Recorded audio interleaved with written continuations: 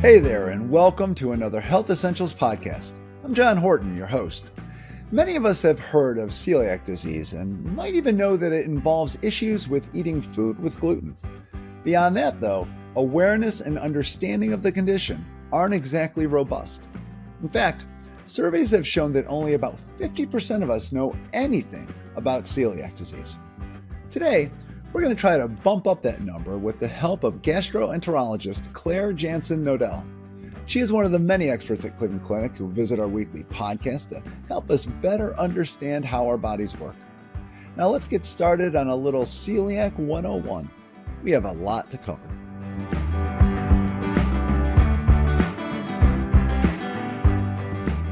Welcome to the podcast, Dr. Jansson-Knodell. Thanks for coming on to chat about celiac disease, a topic that really needs some attention.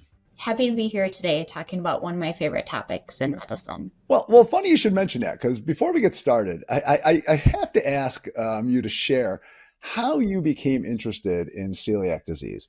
And I heard you talk about this once, and it is the only story I've ever heard where somebody is that excited about the small intestine. Well, it all started when I was an undergraduate. I took a course in electron microscopy. We used these high-tech microscopes and we looked at different organ systems in the lab.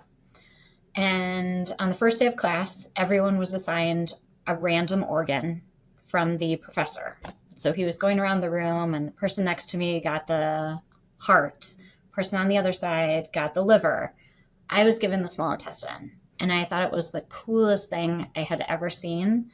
And I really liked how the structure mimicked the function that we see in our body. And I was really fascinated about it from that point in time on. And it describes kind of how I got interested in gastroenterology to begin with. Well, it is fabulous that there are people who get that excited about the small intestine, because somebody needs to give it some love, I suppose, so we can figure out some of these conditions and diseases. So now that we know a little bit more about you and how you got into this, let's start learning more about celiac disease itself. And for starters, what is it and what does it do to your body? The technical definition for celiac disease is an immune-mediated enteropathy or disease of the small intestine that occurs in genetically susceptible individuals after ingestion of dietary gluten. That's a lot. So what? That's a lot. So it sounds like it's an autoimmune condition. It's pretty complicated. It is an autoimmune disease. But maybe we could use an analogy to talk a little bit more about what celiac disease means and how an autoimmune disease works. Okay, hit us with it. Okay, so imagine your body is like a castle, and your small intestine is like the castle walls. These castle walls let important visitors into the castle. So things like nutrients, things like vitamins, proteins, stuff that your body needs to stay strong. When you eat your food, it goes into the castle walls where the gates and the guards decide who can come in. And think of your immune system as the guards for this castle, and their job is to protect you. Now, let's say you eat something like gluten. In most people, gluten walks up to the gates of the castle, gets checked out by the guards, and it heads right into the castle. No problem, nothing bad happens. You get those nutrients that you need from the gluten protein. But in someone with celiac disease, gluten is instead treated like an intruder to the castle. So here's what kind of happens step by step. Gluten knocks on the gate of the castle. It enters your small intestine. The guards take a look and think that gluten is an intruder instead of a nutritious visitor, and the guards launch an attack to stop the gluten. And here's the big mistake. The guards, your immune system, miss the gluten and instead damage the castle walls, your small intestine instead. That is a Does that analogy make sense? Yeah, it totally breaks it down. So basically you've got, like you said, this gluten kind of comes in and your body just, it overreacts to it and goes into attack mode. And while it's in attack mode, it is, it's shooting like stormtroopers from Star Wars. It's not hitting anything that it wants to, but it's doing damage to everything around it. Correct. In celiac disease, gluten shows up at the gates of your body. Your immune system overreacts and ends up damaging your own small intestine, making it hard to get the good stuff you need from food, and it makes you feel sick. Yeah. And that's what I want to break. So the damage to your small intestine, we say damage, it can mean so many different things. Is the damage basically that it makes it so it can't do its job as well, which is to kind of absorb those nutrients and get them into your body? Correct. So what happens in celiac disease is gluten causes villus atrophy, or these finger-like projections in your small intestine to become flat. And this really decreases the surface area that you have to absorb the nutrients. So if you think of the small intestine with these finger-like projections, these villi, instead of having all this area to absorb, they become flat in celiac disease. And now you only have this. So basically it's reducing the area you have to kind of take those nutrients in. So it just kind of cuts down on what your max input would be, I guess. Correct. Now if you have this autoimmune disorder, is this something that you inherit, that you pick up, that just randomly happens? Like how do you get it? That's a tricky question. Okay. So, celiac disease can occur at any age or any stage in life. But there are two things that we know that a person has to have in order to develop celiac disease. One is the genetics to develop the immune reaction. And two is you have to be eating gluten in order to have this response. So in the genetic part, then it sounds like this is something that you're kind of you're born with. To use your analogy, those guards at the gate aren't going to have it all figured out. We kind of know that they've got this misinformation programmed into them, but it's just a matter of when they realize that. Correct. If we want to take the castle analogy even a step further, we could say that we know that someone has to have these genetics to develop celiac disease, which is DQ2 or DQ8. And about 30% of people walking around have DQ2 or DQ8, which allows for the development of celiac disease. But if we put genetics into that castle analogy, you can think that people with DQ2 or DQ8 have a special version of a security guard manual. And a smaller portion of those people, like 1 in 30 who have this manual, their manual says gluten is a threat, attack. And most castles have normal manuals that say gluten's fine, let it pass. But these 30% of people with DQ2 or DQ8, their manual says gluten might be a threat, be careful.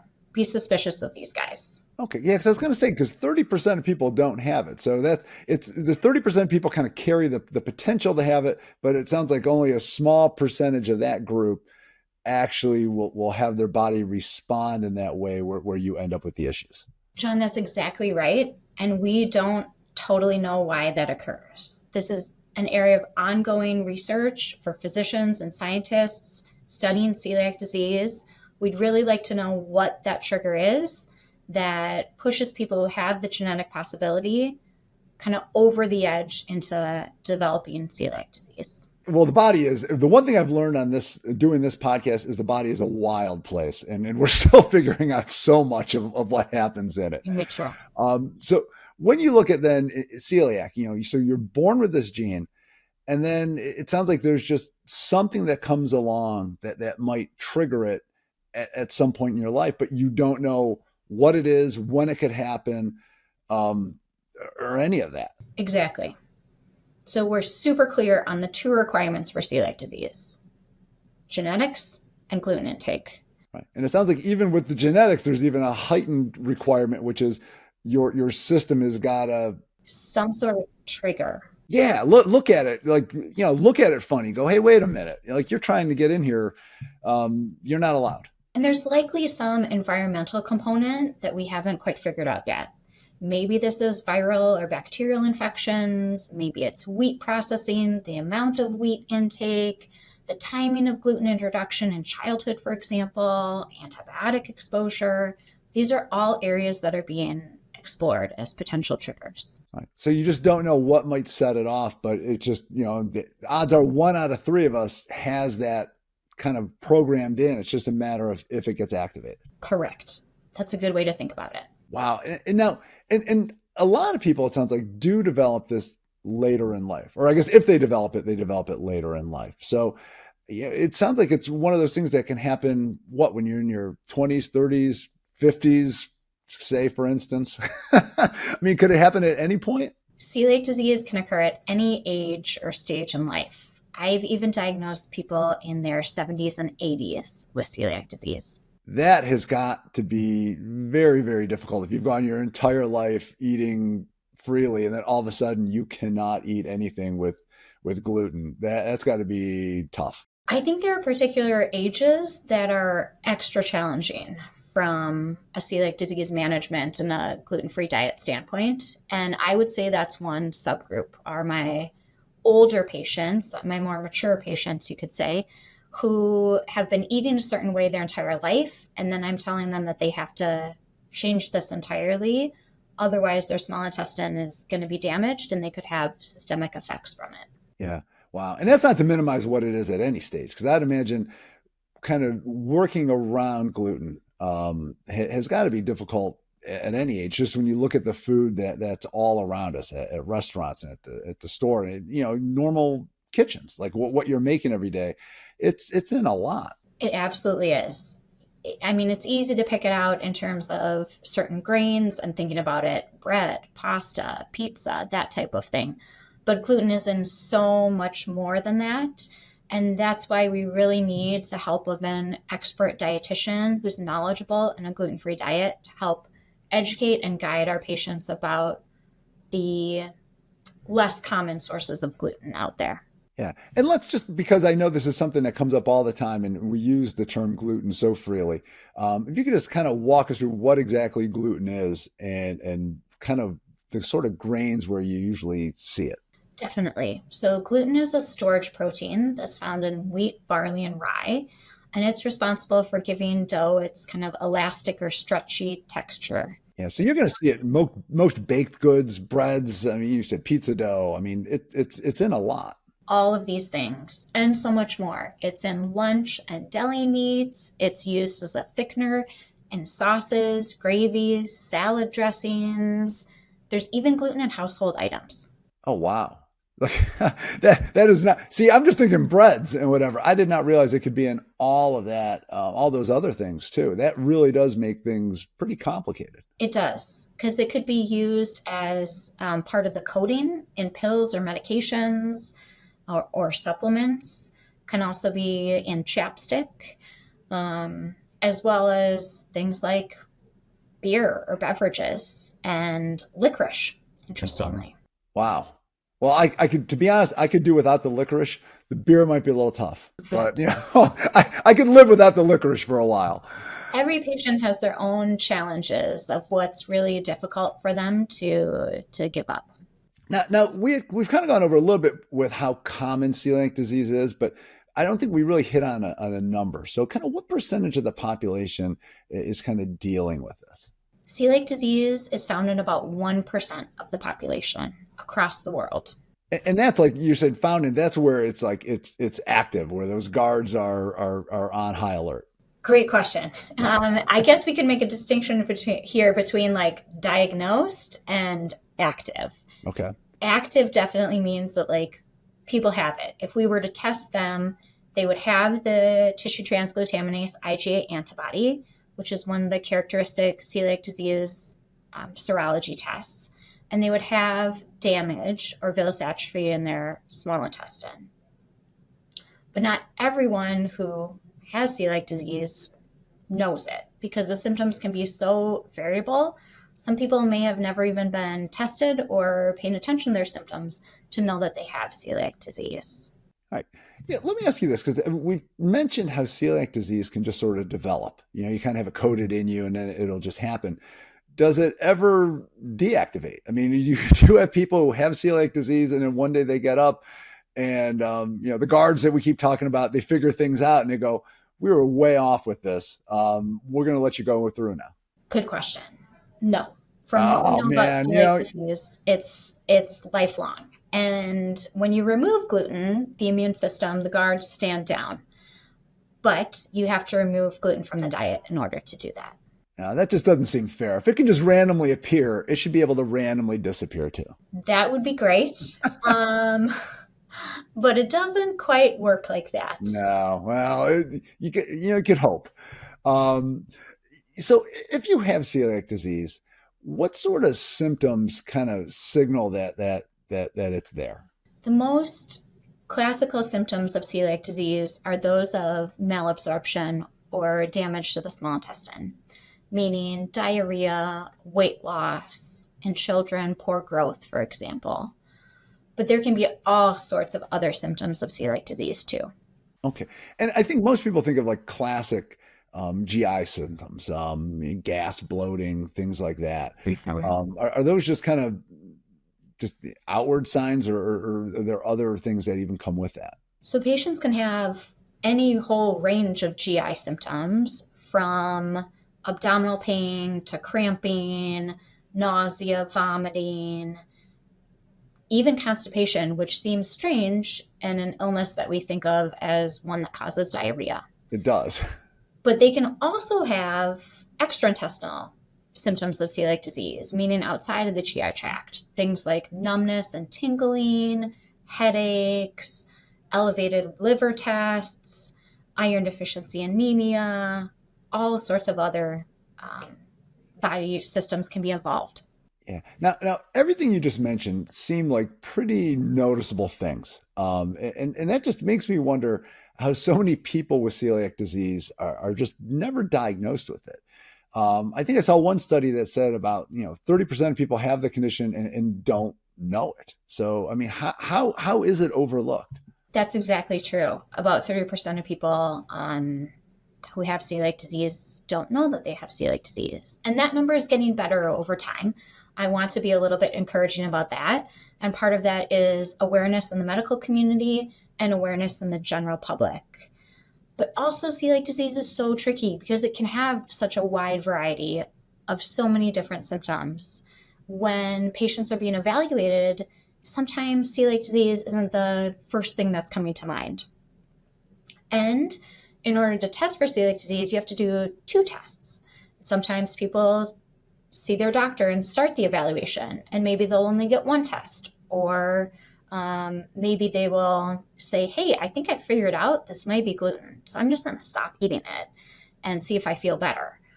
Or they'll get advice from a friend or a colleague, a family member who says, just stop eating gluten, and that'll take care of things for you. And in a lot of patients, that does help, and that's great. But in order to make a diagnosis and figure out what's going on, we actually need to have the patients continue to eat gluten in order for their testing to be accurate. Yeah, and I'd imagine if you do have celiac disease, even if you take gluten out of your diet, it's important to go and see a doctor and kind of track what's going on in your small intestine if you have damage, just to make sure that things are working as efficiently as they possibly can. Definitely. We like to follow our celiac disease patients over time. There's certain lab work that we do, certain evaluations, additional tests. Sometimes we need to refer them to other physician specialties or colleagues for certain complications of celiac disease. Yeah. Now, are there treatments for celiac beyond just avoiding food with gluten? Right now, the only treatment we have available is a strict lifelong gluten-free diet. There are a number of pharmacotherapies under investigation, yet gluten-free diet remains the only effective treatment. So basically, you just have to dodge it, period. There's no magic pill, shot, anything that's going to somehow undo it. Celiac disease is really challenging, and that's why we need to partner with our colleagues, the dietitians who have expertise in the gluten-free diet. They are a key member of the care team for our patients with celiac disease, because they take on that responsibility of helping educate the patient on what gluten is and how to avoid it. Now, you went over just so many things that gluten could be in that I would have never thought of. I mean, we all kind of associate it with bread and things like that. But I know you had mentioned it's in, it could be in meats and soups, sauces, on and on and on. So given all that, I mean, is it really possible to have a truly gluten-free diet? Absolutely. It is challenging, but many of my patients have succeeded in this. It's hard work, and all I can ask of my patients is that they try their best. Now, to do it, is this something, and maybe I haven't looked closely enough at labels, but I swear I've never seen just gluten listed on the side. I take it there's a bunch of kind of code words you need to look for to make sure you're not eating food that might have it. Absolutely. And that is where our dietitian colleagues come in and help our patients figure all of that out and really learn how to read nutrition labels in order to achieve a gluten-free diet. Yeah. What are some of the ones that just kind of jump out, the big ones that people need to look at when they're looking at labels, just to avoid foods with those ingredients? Wheat starch, dextrin, all sorts of things like that.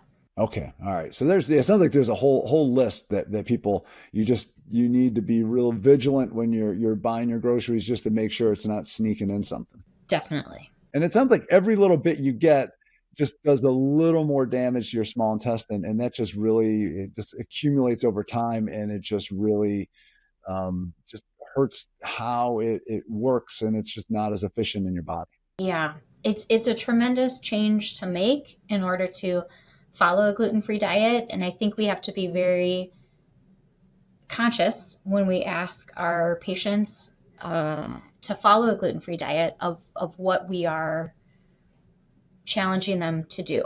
Yeah. And I imagine learning that you have celiac disease and then adjusting to a gluten-free diet isn't the easiest thing to do, especially later in life, as you had mentioned.